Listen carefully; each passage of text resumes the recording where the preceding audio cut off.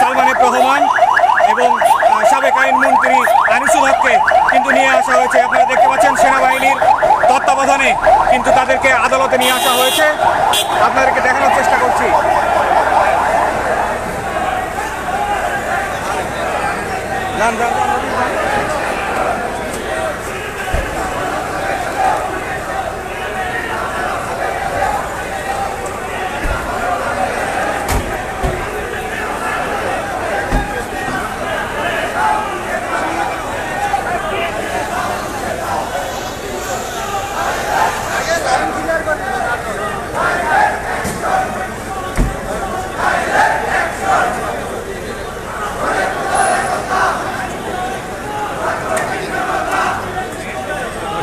দেখতে পাচ্ছেন যে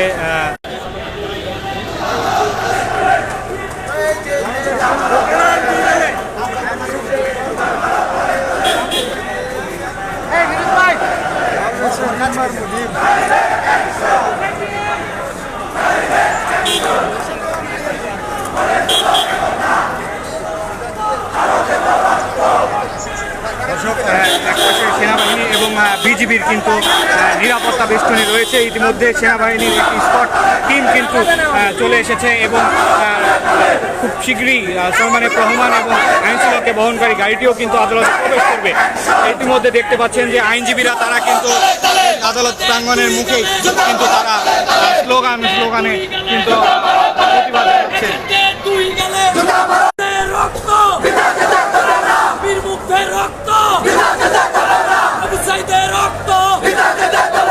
Action to action, direct action. ছাত্র কি জনতা, গড়ে তোলো একতা, গড়ে তোলো একতা। ছাত্র কি জনতা, ছাত্র কি জনতা, গড়ে তোলো একতা। পালাদের আস্তানা, ভেঙে দাও, ঘুরিয়ে দাও। মাফিয়াদের আস্তানা, ভেঙে দাও, ঘুরিয়ে দাও। সিন্ডিকেটের আস্তানা, ভেঙে দাও, ঘুরিয়ে দাও। খুনিদের আস্তানা, ভেঙে দাও, ঘুরিয়ে দাও। স্বৈরাচারদের আস্তানা, ভেঙে দাও, ঘুরিয়ে দাও। দরবেশের দুই গালে, জুতা মারো তালে তালে। অন্যদের দুই গালে, জুতা মারো তালে তালে। চোদ্দের দুই গালে, জুতা মারো তালে তালে। আনিসুলকে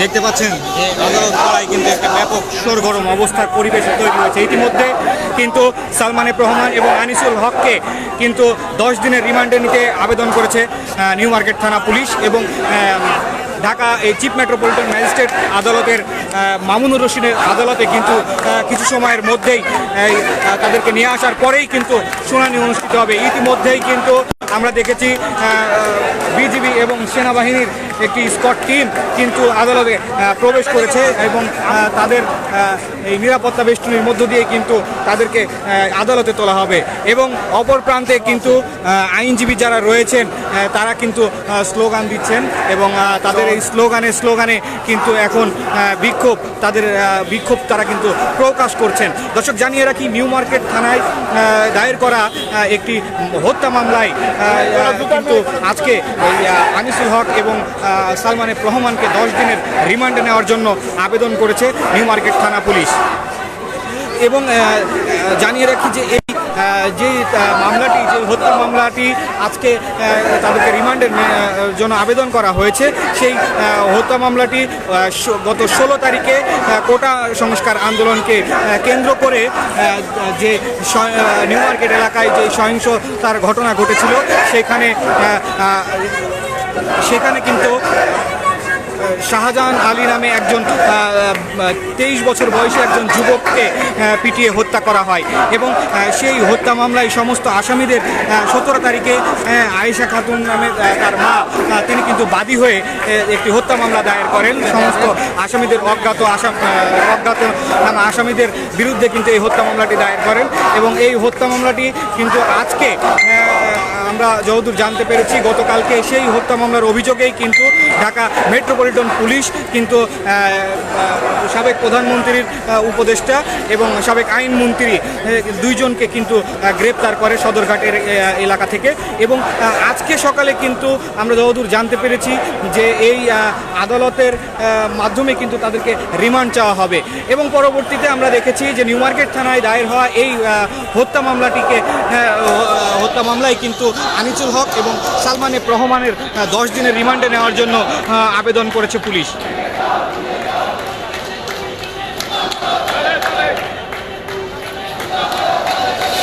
দর্শক দেখতে পাচ্ছেন যে ইতিমধ্যে এই সালমান এফ রহমান এবং আনিসুল হকের বিরুদ্ধে কিন্তু ঢাকা বারের যে আইনজীবীরা রয়েছেন তারা কিন্তু স্লোগানে তাদের প্রতিবাদ জানাচ্ছেন।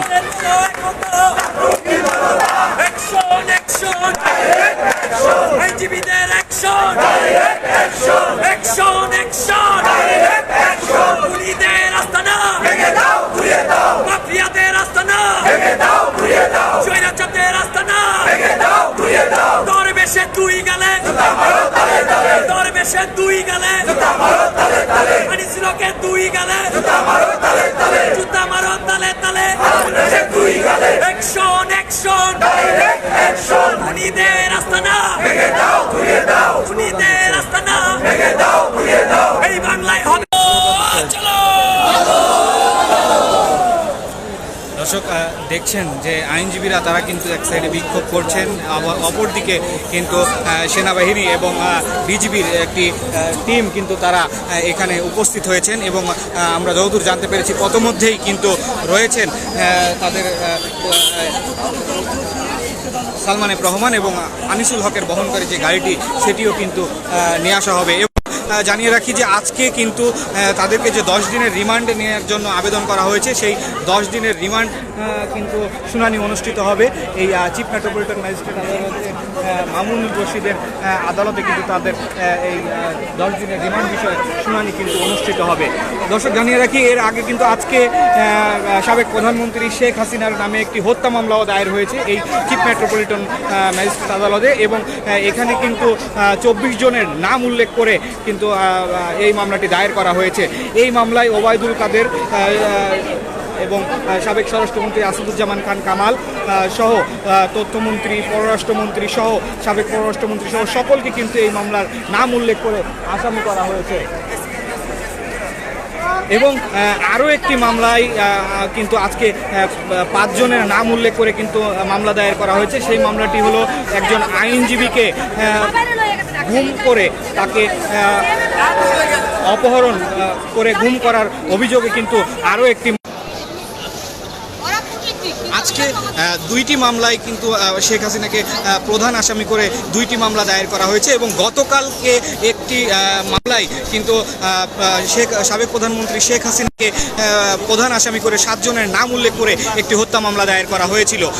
এই মোট আজকে এবং গতকালকে মিলিয়ে কিন্তু সাবেক প্রধানমন্ত্রী শেখ হাসিনার বিরুদ্ধে কিন্তু 3টি মামলা দায়ের হয়েছে, তার ভিতরে 2টি কিন্তু হত্যা মামলা। একটি মামলায় কিন্তু কাফরুল থানা যে মামলাটি, এই মামলাটি একজন শিক্ষার্থীকে হত্যার দায়ে কিন্তু এই মামলাটি দায়ের করা হয়েছে বলে আমরা জানতে পেরেছি এবং আজকে এই আদালতে এই 2টি মামলাই কিন্তু গ্রহণ করা হয়েছে এবং কাফরুল থানার মামলাটি, কাফরুল থানায় যে হত্যা মামলাটি দায়ের করা হয়েছিল সেই মামলা কিন্তু উত্তরা পশ্চিম থানাকে এজাহার হিসেবে দাখিলের জন্য কিন্তু নির্দেশ দিয়েছেন। দর্শক আমরা একজন আইনজীবীর সাথে কথা বলতে চাই, আসলে এই যে বিষয়টা এখন বর্তমান চলমান এই বিষয়টা কীভাবে দেখছেন? এটা তো চলমান, তাদের অপরাধীদের বিচার হবে, অপরাধীকে বিচারের আওতায় আনার জন্য 16 বছর যাবৎ যারা এই জাতিকে, এই দেশকে, শিক্ষা ব্যবস্থাকে, অর্থনীতিকে লুণ্ঠন করছে এবং যারা মানুষকে হত্যা করছে বৈধ দাবির প্রেক্ষিতে তাদের বিচারটা আমরা সারা বাংলাদেশের 18 কোটি মানুষ তাদের বিচারের অপেক্ষায় আছে। আমরা চাই তাদের বিচার হোক। এই যে দরবেশ সাহেব যেই অর্থনীতি ধ্বংস করছে এবং পুঁজিবাজার ধ্বংস করছে তার বিচার আমরা চাই। বাংলাদেশের অর্থনীতিকে দিয়ে খেলা করার অধিকার আমরা একজনকে দিতে পারি না। তাদের বিচার জনতার আদালতে হবে এবং যেই জাজ সাহেবরা আমাদের বিচার প্রলম্বিত করেছে তাদেরকেও আমরা বিচারের আওতায় আনবো ইনশাআল্লাহ। আইনমন্ত্রী সাহেব সহ প্রথম থেকে শেষ পর্যন্ত যারা অন্যায়ের সাথে জড়িত, হত্যার সাথে জড়িত, গুমের সাথে জড়িত, আইনাগরের সাথে জড়িত তাদেরকে সকলকে বিচারের আওতায় এনে বিচার করা হলো এই দেশের 18 কোটি মানুষের, জনতার, আইনজীবী, শ্রমিক, শিক্ষক, ছাত্র সকলের দাবি। ধন্যবাদ। দর্শক শুনছিলেন একজন আইনজীবী কিন্তু তিনি প্রতিক্রিয়া জানাচ্ছিলেন এই 15 বছর যাবৎ যেই আওয়ামী লীগ সরকার ক্ষমতায় থেকে যে কর্মকাণ্ডগুলো করেছিলেন, এখন ক্ষুব্ধ হয়ে কিন্তু সকলেই সেই সরকারের প্রতি ক্ষুব্ধ হয়ে কিন্তু তারা একে একে তাদের বাক স্বাধীনতা ফিরে পেয়েছেন, এমনটি কিন্তু তারা বলছেন। এবং জানিয়ে রাখি যে আজকে এই আইনজীবীরা কিন্তু আমরা দেখতে পাচ্ছি সেই সকাল থেকেই কিন্তু তারা এই আদালত প্রাঙ্গণে কিন্তু অবস্থান করছেন। প্রত্যেকেই কিন্তু অপেক্ষা করছেন যে কখন তাদেরকে আদালতে নিয়ে আসা হবে। এবং আমরা কিন্তু দুপুরের দিকে দেখেছিলাম যে এই আইনজীবীরা কিন্তু ডিম হাতে নিয়ে এসেছিলেন এবং তাদেরকে আমরা দেখেছিলাম। আমরা এই মুহূর্তে দেখাতে চাই যে এই আদালত প্রাঙ্গণে কিন্তু আইনজীবীদের সশস্ত্র অবস্থান কিন্তু আমরা দেখতে পাচ্ছি।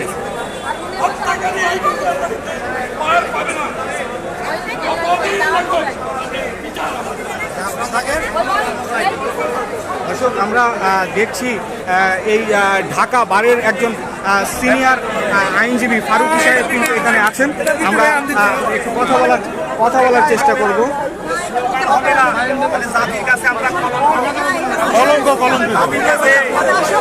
আমরা দেখতে পাচ্ছি ঢাকা বারের সাবেক সাধারণ সম্পাদক ফজলুল ফারুকী সাহেব কিন্তু এখানে উপস্থিত রয়েছেন এবং তিনি কিন্তু আমরা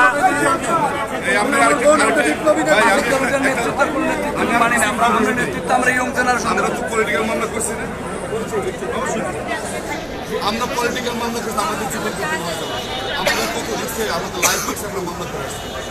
আজকে তারা এখানে তো তাড়াতাড়ি তাদেরকে আদালত থেকে আমাদের আইনজীবী দালাল দালাল দালাল মামলা যারা করতে যাবে তাদেরকে ধরে নিয়ে গেছে। অবশ্যই মামলা মার খাই নাই, মাথা হটে নাই, হাত পা হটে নাই। আজকে যদি এই মাসুদ তালুকদার মাথা ফাটছে, ফাটাই দিই তাহলে ঠিক হয়ে তারা দেখতে জানে, এই ওনার দেখতে জানে। দর্শক দেখছেন যে ঢাকা বারের যেই সিনিয়র আইনজীবীরা রয়েছেন তারা কিন্তু এখানে রয়েছেন। এখনো পর্যন্ত যারা এই সিএমএম কোর্টে এবং সিজিএম কোর্টে এই অবৈধ সরকারের প্রেতাত্মরা এখনো বহাল তবিয়তে আছে। তারা পরিবর্তন চাই আমরা। আজকে যে সমস্ত অন্যায়কারীদেরকে আদালতে উপস্থাপন করা হবে, তাদের নিরাপত্তা, তাদেরকে সম্মান দেওয়ার জন্য পায়তারা করিতেছেন সাথী বন্ধুরা। আমাদের মনে রাখতে হবে, আমাদের নেতা বার কাউন্সিলের সর্বোচ্চ নেতা মাহবুব হোসেন স্যারকে যেই দিন আদালতে নিয়ে আসা হয়েছিল, মাহবুব হোসেন স্যারকে যেই দিন আদালতে নিয়ে আসছিল, তার 2 হাতে হ্যান্ডকাপ ছিল সাথী বন্ধুগণ। শুধু তাই নয়, বাংলাদেশের ইতিহাসে একজন রাজনৈতিক পরিবারের নেতা ব্যারিস্টার মহিদুল হোসেনকে কিভাবে আদালতে উপস্থাপন করা হয়েছিল আমাদের মনে আছে সাথী বন্ধুগণ। সুপ্রিম কোর্ট বারের নির্বাচিত সাধারণ সম্পাদক ব্যারিস্টার রুহুল কুদ্দুস কাজলকে কিভাবে আদালতে উপস্থান করে রিমান্ড দেওয়া হয়েছিল আমরা বলতে চাই। আমরা শুনতে পেয়েছি ওই ডিসি হানি সাহেব নাকি ঠিকাদারি নিয়েছেন, তাদেরকে ইজ্জত সরকারের সহিত এইখানে আনতে হবে। আইনজীবীরা এখনো ছাত্র জনতা এবং আইনজীবীরা সোচ্চার আছে। আপনারা আসামিদের সাথে বিগত দিনে আইনজীবী আসামিদের সাথে যেই রকম আচরণ করেছেন, আমরা স্পষ্ট ভাষায় বলতে চাই, আশা করি আপনারা আজকেও সেই ধরনের আচরণ করবেন। জি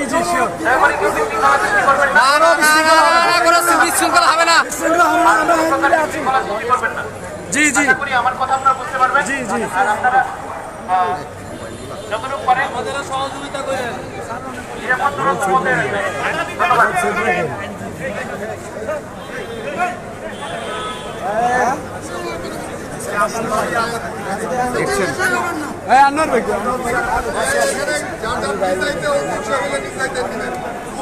আমরা কোর্ট অফিসার, আমরা কোর্টে থাকবো।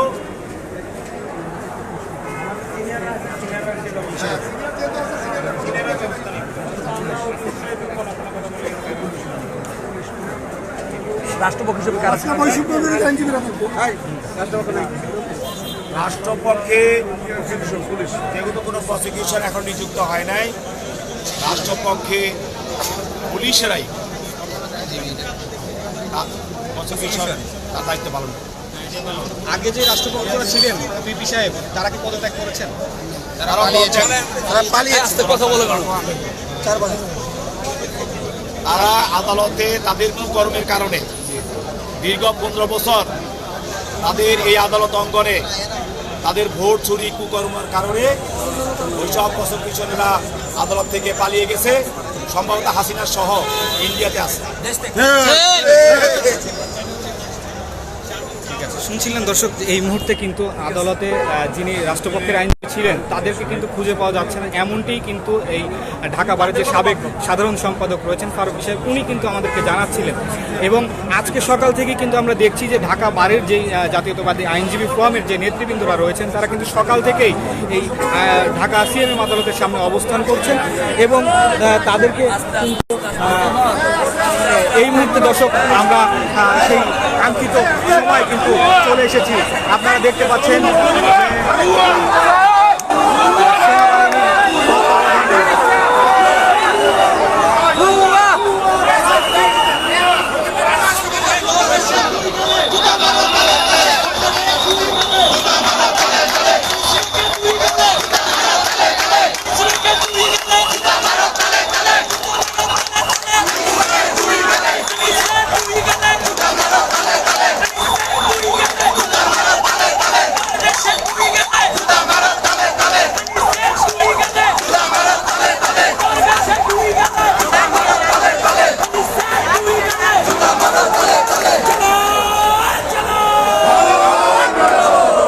দর্শক দেখছেন যে সেনাবাহিনীর টিম কিন্তু এখানে উপস্থিত হয়েছে এবং সেনাবাহিনীর নিরাপত্তা বেষ্টনী কিন্তু এই ঢাকা সিএমএম আদালতে আমরা দেখতে পাচ্ছি। কিছু সময় আগেই কিন্তু আমরা দেখেছি যে এই আদালতের এখানে যিনি দায়িত্বপ্রাপ্ত সেনাবাহিনীর কর্মকর্তা রয়েছেন তিনি কিন্তু শান্তি শৃঙ্খলা বজায় রাখার জন্য সকলের প্রতি কিছু সময় আগেই মাইকে কিন্তু তিনি ঘোষণা করেছেন।